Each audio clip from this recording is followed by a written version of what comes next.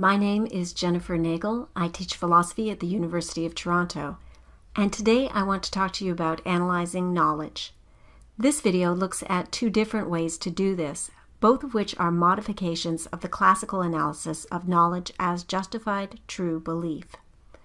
The pure JTB analysis of knowledge is not very popular now.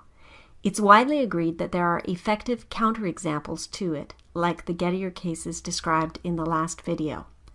The person who looks at a stopped clock at just the moment when it happens to read correctly has a justified true belief without knowledge.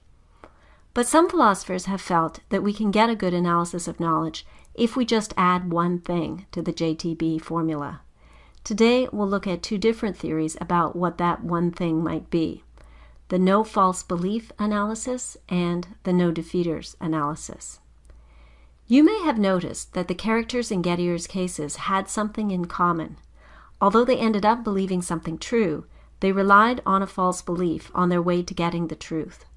So when Smith believes that the man who will get the job has 10 coins in his pocket, what he believes is true, but he infers this true conclusion from his false belief that Jones will get the job. Equally, the person who tells the time by looking at a broken clock presumably has a false belief that the clock is working. Right after Gettier published his paper, a philosopher named Michael Clark argued that you could patch the classical analysis just by ruling out reliance on false belief. According to Clark's analysis, S knows that P, if and only if 1. P is true, 2. S believes that P, 3. S is justified in believing that P, and 4. It is on true grounds that S believes that P. One problem with this approach is that condition 4 seems to rule out some perfectly good cases of knowledge. Imagine a detective who has a ton of evidence that a certain person is guilty of a crime: videotapes, DNA, dozens of witness statements. And this detective makes a true judgment about the culprit on the basis of all this.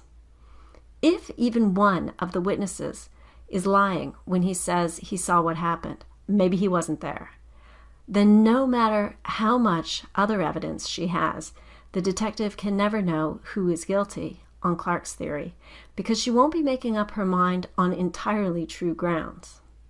So Clark's theory is too strict if we want to accept the common sense view that in some cases people can gain knowledge despite the presence of some false beliefs, as long as their overall evidence is strong enough. The no false belief theory faces trouble on the other side as well. It is designed to handle cases of inference where we believe something on the grounds of something else, but not all Gettier cases turn out to involve inference. Here's an example from the classical Indian tradition. A traveler is walking in the desert and has a hallucination of water in the valley ahead. He goes down into the valley, and by chance there is water there, hidden under a rock. The traveler never makes an inference from a false belief. He just immediately believes there is water in front of him on the basis of his visual experience. And that belief is true and in some sense justified. We'll say that his hallucination is totally realistic. But it seems wrong to say he knows that there is water in the valley as he stands there hallucinating. A more sophisticated version of the no false belief analysis is the no defeater analysis, developed by Кейт Lerър and Tомас Паксън in 1969. They divide knowledge into two kinds: basic and non-basic. Basic knowledge is the kind of self-evident awareness you have when you know that you have a headache, for example. Lerъr and Pakсъn analyzed basic knowledge as true belief for which there's complete justification that doesn't depend on any justifying statement. It's non-basic knowledge that generates the trouble in Gettier's original examples. Non-basic knowledge has supporting evidence. If someone asked Smith why he believes that the man who will get the job has 10 coins in his pocket, he'd explain that he saw Jones pocketing the coins and heard what the company president said. Ordinarily, this supporting evidence would be great justification. The problem in the Gettier story is that there's a justification-destroying fact lurking out there that Smith doesn't know about: the fact that Jones won't get the job. Lerъr and Pakсъn call this hidden fact a defeater. If Smith knew that Jones wasn't going to get the job, Smith wouldn't be justified in believing that the man who will get the job has 10 coins in his pocket. Lehrer and Paksъn analyzed non-basic knowledge as undefeated justified true belief. As long as there are no nasty hidden surprises out there in the world waiting to destroy your justification, your justified true belief will be knowledge. There is a little complication in their account. They don't want to say that knowing requires absolutely no defeaters at all.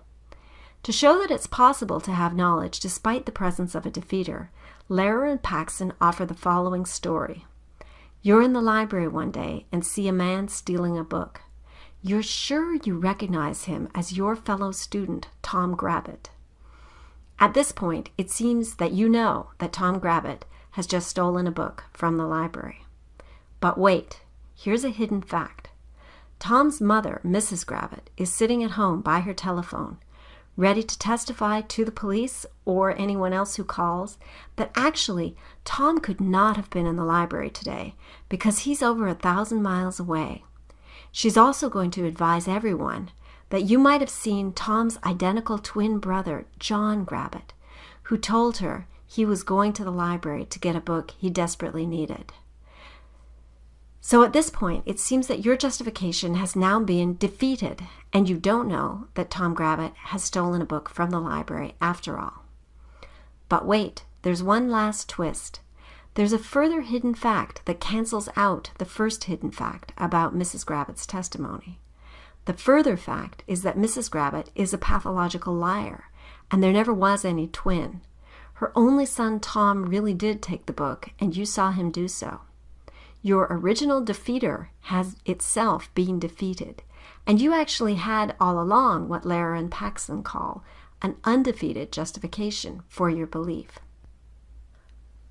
The fact that there was some hidden evidence apparently contrary to your belief doesn't crush its justification, because there was also some further hidden evidence showing that you had nothing to worry about at the end of the day. Defeaters are okay as long as they ultimately get defeated. It's only undefeated defeaters that can stop you from having knowledge. This theory faces a number of challenges, starting with difficulties cashing out just what is meant by justification without using the concept of knowledge itself. This is an especially big problem in the basic knowledge clause. What does it mean exactly to say that you have a true belief with complete justification? The theory may also have a problem with the desert mirage case, where your belief is true and doesn't seem to rely on you accepting any justifying statement. It looks like the theory could classify this as a case of basic knowledge, which is a problem if we think the desert traveler doesn't know that there's water in the valley. Another challenge for the theory lies in explaining which defeaters should count as ultimately undefeated, especially in get-or cases, where what we believe is ultimately true, so any evidence against it should ultimately count as misleading. If you like these theories, you could think about ways of improving them.